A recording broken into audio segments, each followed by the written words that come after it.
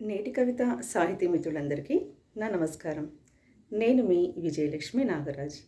ఈ వారం దృశ్య రూప స్వీయ పరిచయ వేదికలో స్వీయ పరిచయం చేసుకోబోతున్న వారు ముంతాజ్ బేగం గారు. వారి మాతృభాష కాకపోయినా తెలుగు అంటే విపరీతమైన అభిమానం. వారు తెలుగు వెలుగు అంటూ ఉంటారు. తాము కన్నయ్యకి యశోదామయ్య ఎలాగో మాకు తెలుగు అలాగే అంటూ తమ సాహిత్యాభిమానాన్ని, తెలుగు పట్ల అభిమానాన్ని చాటుకుంటున్నారు. వారి సాహితీ ప్రయాణం ఈరోజు మీకోసం. అందరికీ నమస్కారం. నేను షేక్ ముంతాజ్ బేగం.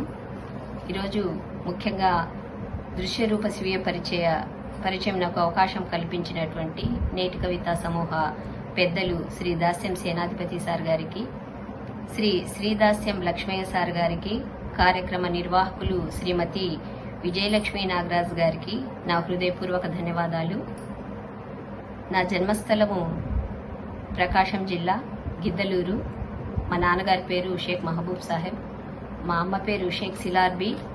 నాకు 4 అక్కలు, 1 చెల్లెలు, 2 అన్నలు, 3 తమ్ముళ్ళు. మాది చాలా పెద్ద ఫ్యామిలీ. మా వారు షేక్ అహ్మద్ హుసేన్, ఆయనకు 4 అన్నదమ్ములు, 1 చెల్లెలు. మాకు 2 పిల్లలు, 1 అమ్మాయి 1 అబ్బాయి. మా అమ్మాయి సమీరా JNTU కాకినాడ నుంచి ఎంఫార్మసీ పట్టా తీసుకుంది. నాకు పెళ్ళైంది. మా అల్లుడు గారు అబ్దుల్ హాఫీజ్ MBA కాగ్నిజెంట్లో వర్క్ చేస్తున్నారు. వాళ్ళకి చిన్న పాప.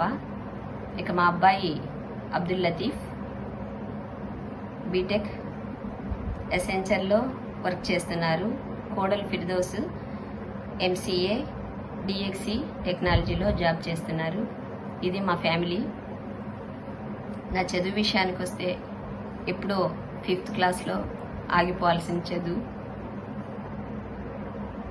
MA BEd దాకా వచ్చి ఉద్యోగం కూడా సంపాదించుకోవడం జరిగింది. 5th క్లాస్ అయిపోయిన తర్వాత హై స్కూల్లో జాయిన్ చేయనన్నారు. చదువు మానటం ఇష్టం లేదు. టీచర్ కావాలనేది చిన్నప్పటి నుంచి నా ఆశయం.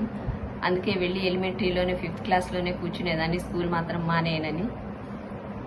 నా ఇంట్రెస్ట్ని చూసి మా హెచ్ఎం గారు, మా సార్ ఆశీర్వాదం సార్ ఇంటికి వచ్చి మా నాన్నను ఒప్పించాలని వచ్చారు. మా నాన్నకు చదువు పట్ల ఇష్టత ఏం లేదు.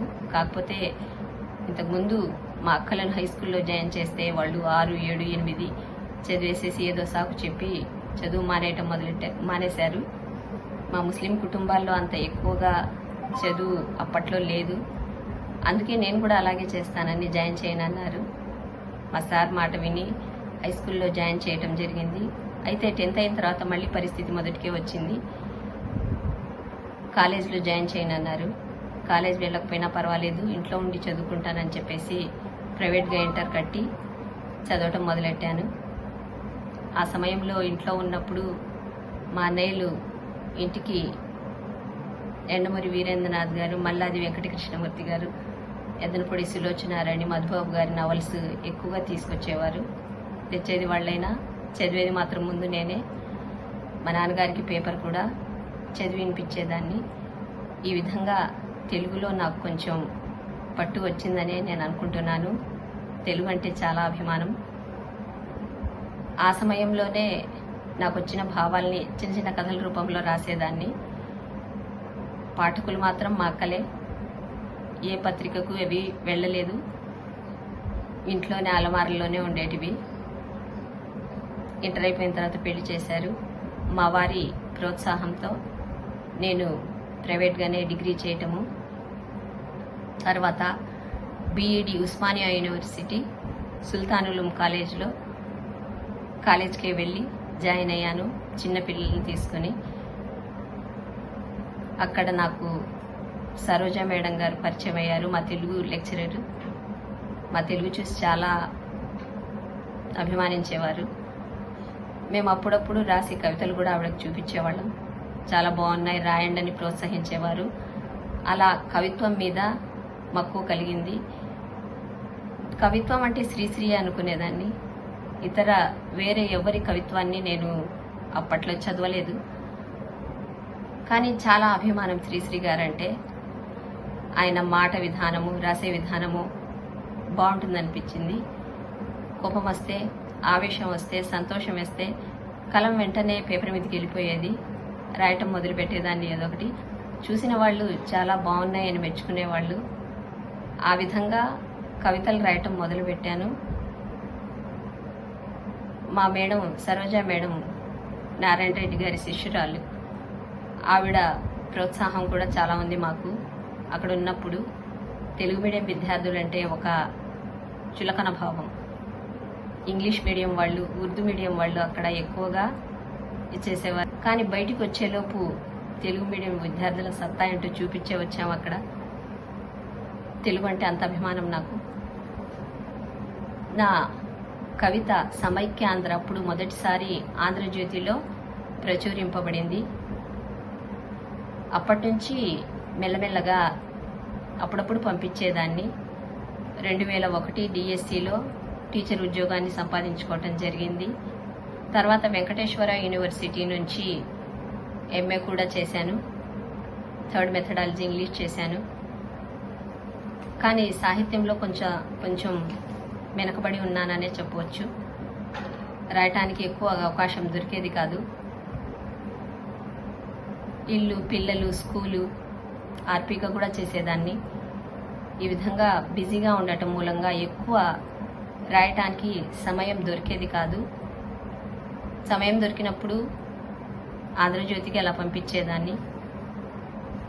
కరోనా సమయంలో ఎఫ్బీలో పెట్టిన నా కవితల్ని చూసి కవి సాయంత్రం, కలం స్నేహం, శ్రీశ్రీ కళావేదిక ఈ సమూహ అడ్మిన్స్ మా సమూహంలో జాయిన్ అవ్వమని చెప్పేసి జాయిన్ చేయడం జరిగింది.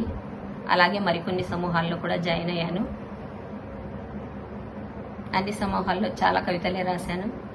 వచన కవితలే కాకుండా అబాబీలు, మణిపూసలు, శిశింద్రీలు, సున్నితాలు, హైకులు, నానీలు, హరివిల్లులు అనేక ప్రక్రియల్లో రాశాను.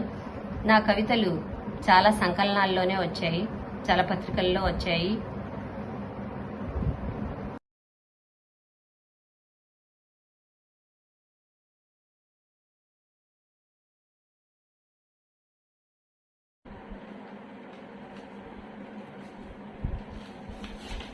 అవార్డుల విషయానికి వస్తే నాకు మొట్టమొదటిసారిగా వచ్చినటువంటి అవార్డు, నా మొదటి అవార్డు వీటీఎం సంస్థ వారు నిర్వహించిన మహిళా దినోత్సవం సందర్భంగా వివిధ రంగాల్లో ప్రతిభావంతులైన 9 మంది స్త్రీలకు మోర్వలెస్ మహిళగా అవార్డును ప్రదానం చేశారు.